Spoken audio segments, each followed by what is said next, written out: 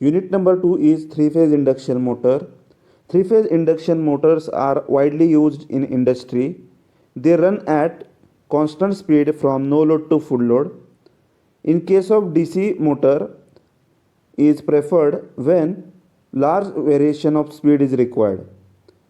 Three-phase induction motor is simple in construction, rigid in construction, and it is price of the three-phase induction motor is less, easy to maintain. The maintenance cost of three-phase induction motor is less compared to the DC motor, because in DC motor, due to the brush and commutator arrangement, continuous wear and tear occur, and after some time we require to replace that brush. But in case of three-phase induction motor, there is no any brush present, so that's why maintenance of three-phase induction motor is less. Now we will see construction of three-phase induction motor. So there are four important parts. First part is stator, another one is the rotor, third is the fan, and fourth one is the bearings. Let us see stator. Stator is a stationary part of the induction motor. It is consist of the three main parts. First, stator frame. Second, stator core. And third, stator winding. Firstly, we are going to see stator frame. Stator frame is consist of the cast iron material. The function of the stator frame is to support the core and protect inner part of the induction motor.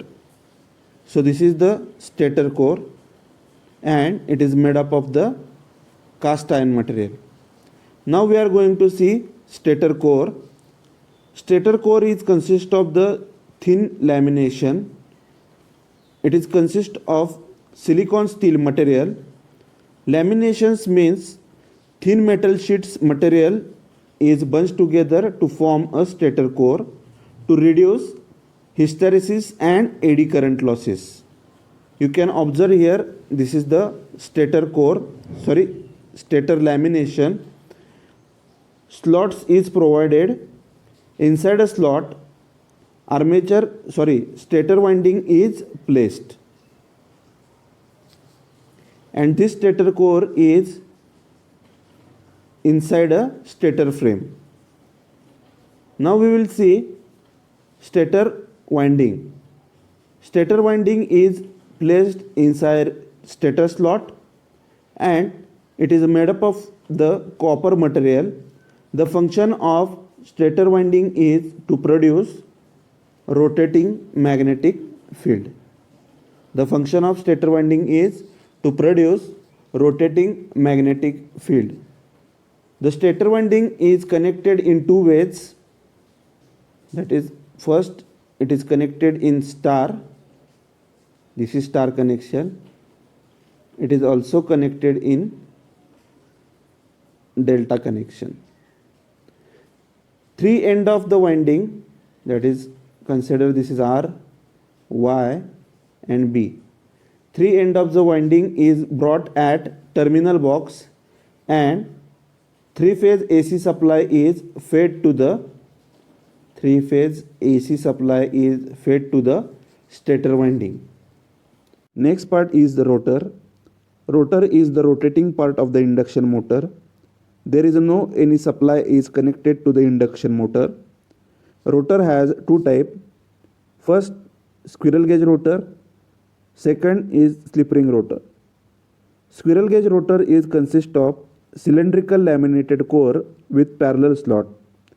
Inside slot, aluminum or copper conductor is placed. These conductors is permanently short circuited by the ring and it is known as a end ring. In diagram, you can observe that this is a rotor conductor and it is permanently short circuited by the end ring. Because of the permanent short circuit of rotor conductor, there is no any external resistance is connected. The motor which employ squirrel gauge rotor is called as a squirrel gauge induction motor. The squirrel gauge induction motor has one disadvantage is it has low starting torque. because rotor conductors are permanently short circuited by the end ring. Next type is the slip ring rotor. Slip ring rotor is consist of lamination. Inside lamination, rotor slot is provided, and inside a rotor slot, star connected rotor winding is provided. One end of the rotor winding is connected to the slip ring. It is mounted on shaft of the motor, and another end of the slip ring is connected to the brushes and external resistance. So you can observe here, one end of the winding is connected to the slip ring. This slip ring is mounted on shaft of the motor. External resistance is connected to the slip rings via brushes. This is the external resistance, and this external resistance is connected to slip ring via brushes. The external resistance is connected in star. In case of slip ring rotor, external resistance is connected, therefore the starting torque of the induction motor is varied. Therefore, the motor which employ slip ring rotor is called as a slip ring induction motor.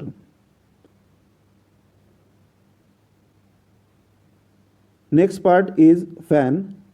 Fan is attached to the back side of the rotor, and the function of the fan is for heat exchange, and it maintain temperature of motor. Next part is the bearing. Bearing is provided for rotor motion, and it also provided for smooth rotation of motor. Now we are going to see advantage of the squirrel cage induction motor. First advantage is low cost. Second advantage is it required less maintenance. We have studied two types of motor, that is squirrel cage induction motor and slip ring induction motor. In case of slip ring induction motor, rotor winding is connected to the external resistance via slip rings and brushes. So therefore brushes is present in case of slip ring induction motor. But in case of squirrel cage induction motor, brush arrangement is absent. Therefore squirrel cage induction motor require less maintenance. Next advantage is good speed regulation, high efficiency, better heat regulation, small and lightweight, and last advantage is explosion proof. In case of squirrel cage induction motor, brush arrangement is absent, therefore there is no risk of sparking. So these are the advantage of the squirrel cage induction motor. Now we are going to see working principle of three-phase induction motor. Induction motor has two parts, stator and rotor. Stator is produces the rotating magnetic field. To produce the rotating magnetic field, basically there are two requirements. First requirement is windings are displaced 120 degree from each other, and second requirement is the current flowing through the each phase winding is displaced 120 degree from each other.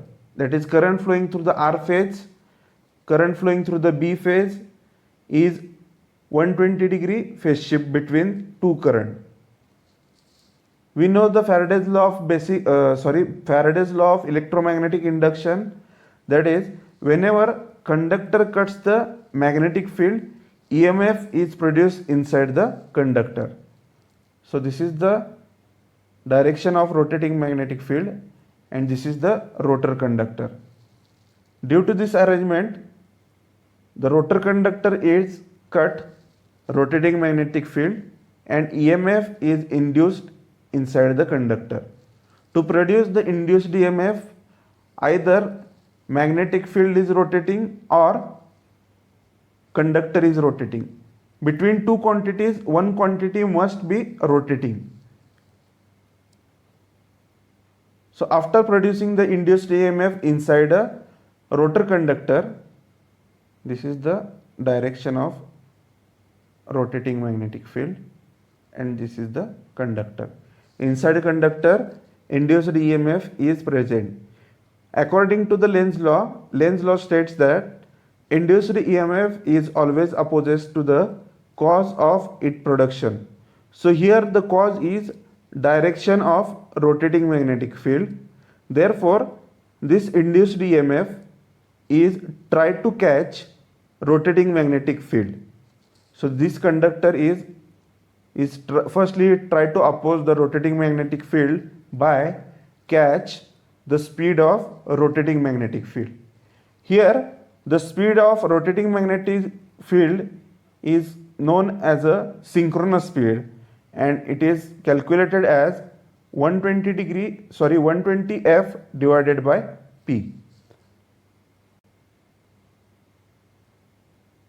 So this conductor is try to catch synchronous speed, that is speed of rotating magnetic field, but it never catch speed of rotating magnetic field because in three-phase induction motor, firstly we fed supply to the stator winding and there is no supply is provided to the rotor.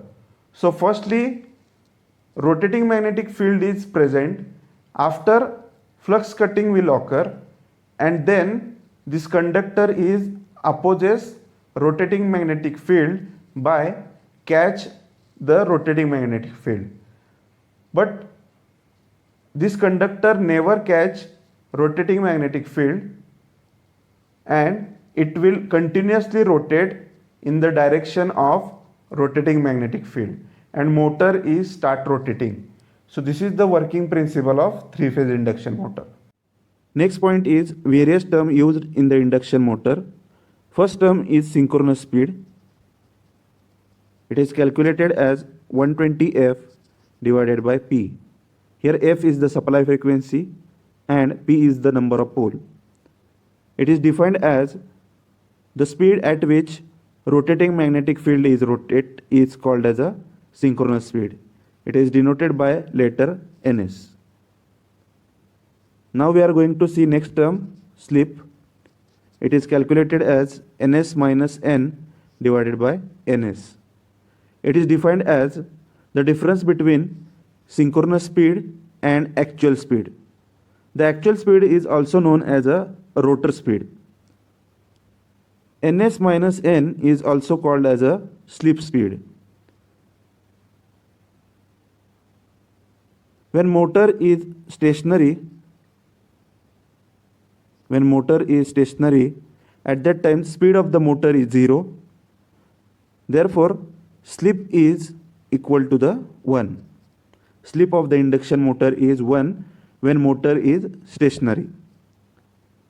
Now we are going to see next term, that is rotor current frequency.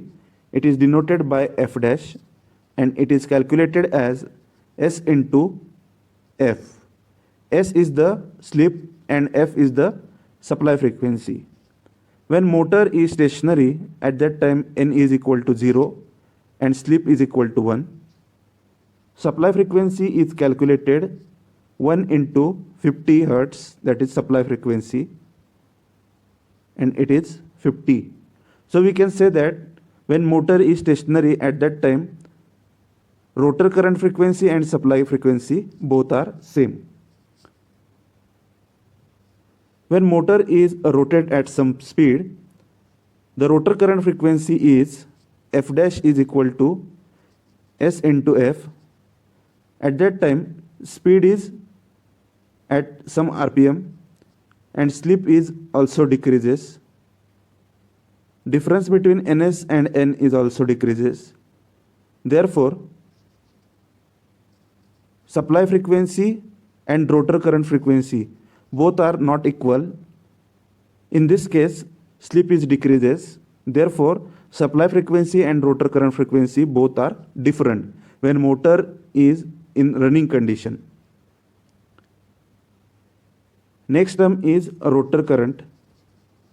Rotor current is denoted by I2 and it is calculated as E2 divided by Z2. Z2 is the impedance of the rotor circuit. It is calculated as R2 square plus X2 square.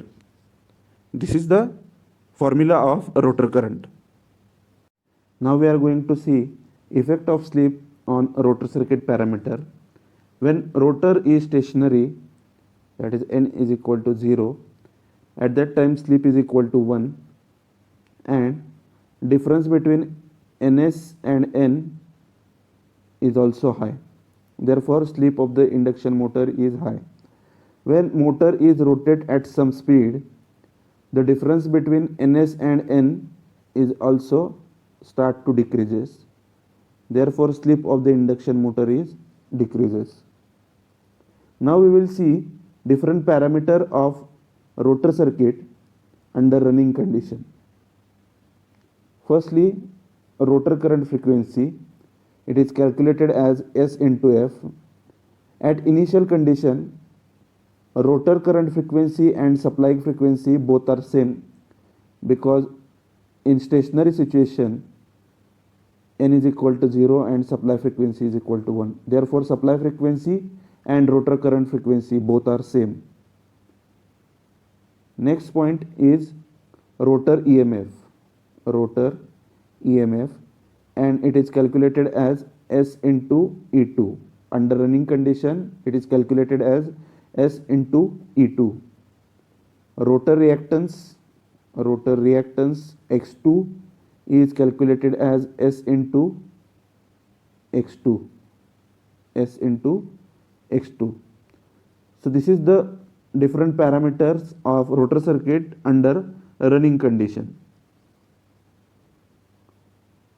Now next point is rotor torque. The torque developed by the motor is directly proportional to the rotor current, that is I2, rotor EMF, E2 and power factor, that is cos phi. Therefore torque of the induction motor is calculated as T is directly proportional to the E2 I2 cos phi 2. Therefore rotor torque is given by T is equal to E2 I2 cos phi 2. Here E2 is the rotor EMF at standstill condition, I2 is the rotor current at standstill condition, and cos phi 2 is the rotor power factor at standstill condition. Now we are going to see starting torque of induction motor. E2 is the rotor EMF at standstill condition, X2 is the rotor reactance at standstill condition, and R2 is the rotor resistance per phase. Now impedance is calculated as square root of R2 square plus X2 square. Rotor current per phase is also calculated as I2 is equal to E2 divided by Z2, and the value of Z2 is under root of R2 square plus X2 square. Now the power factor, that is the rotor power factor, is calculated as cos phi 2 is equal to R2 divided by square root of R2 square plus X2 square. Now we know the equation of rotor torque. It is given as E2 I2 cos phi. Put the value of E2 I2 and cos phi in this equation, then we get TR is equal to, now it is TS is equal to E2 I2 cos phi 2 is equal to E2, value of I2 is E2 divided by square root of R2 square plus X2 square. The value of cos phi is given as R divided by R2 square plus X2 square. Here write K. Now the equation becomes k e2 multiplied by e2 divided by r2 square plus x2 square into r2 divided by r2 square plus x2 square. To simplify this equation, then we get Ts is equal to k e2 square r2 divided by r2 square plus x2 square. In this equation, the value of E is constant. Generally, stator supply voltage V is the constant. So the flux per pole set in the winding is also constant. Therefore, EMF induced in the rotor is also constant. So therefore, the equation becomes Ts is equal to K1 R2 divided by R2 square plus X2 square. To simplify this equation, we get K1 R2 divided by Z2 square. From this equation, it is clear that the starting torque is depend upon R2 and X2. Now, to simplify this equation, then we get Ts is equal to K into E2 square R2 divided by R2 square plus X2 square, and the value of K is 3 upon 2 pi ns into E2 square R2 divided by R2 square plus X2 square. So this is the this is the equation of starting torque of induction motor. Next point is condition of maximum torque equation. We know the starting torque equation, and it is given by Ts is equal to K1 E2 square R2 divided by R2 square plus X2 square. This is the starting torque equation. Here E2 is term considered as a constant because supply voltage and flux per pole is constant. That's why EMF induced in the rotor is also constant.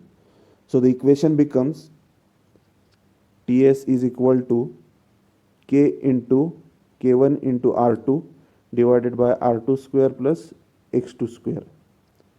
To find out the condition of maximum torque, we take derivative of this equation with respect to R2.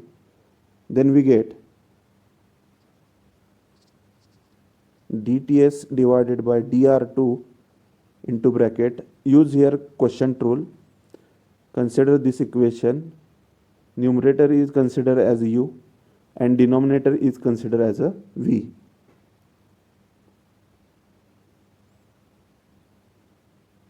Then we get firstly V, that is R2 square plus X2 square, derivative of U with respect to R2, 1 minus U, that is R2, derivative of V with respect to R2 is, we take derivative of R2 square, and derivative of R2 square is 2R2 divided by R2 square plus X2 square whole bracket square. So then we get, in next equation we multiply R2 inside bracket term, then R2 square plus X2 square minus 2R2 square divided by R2 square plus X2 square bracket square. Here R2 square plus X2 square in numerator and R2 square plus X2 square in denominator is cancelled. Then equation becomes 2R2 square is equal to R2 square plus X2 square. Here 2R2 square and 1 R2 square is get cancelled. Then equation becomes R2 square is equal to X2 square, and finally we get the condition that is R2 is equal to X2. So this condition states that we get the maximum torque when rotor resistance and rotor reactance both terms is must be equal. So this is the condition of maximum torque.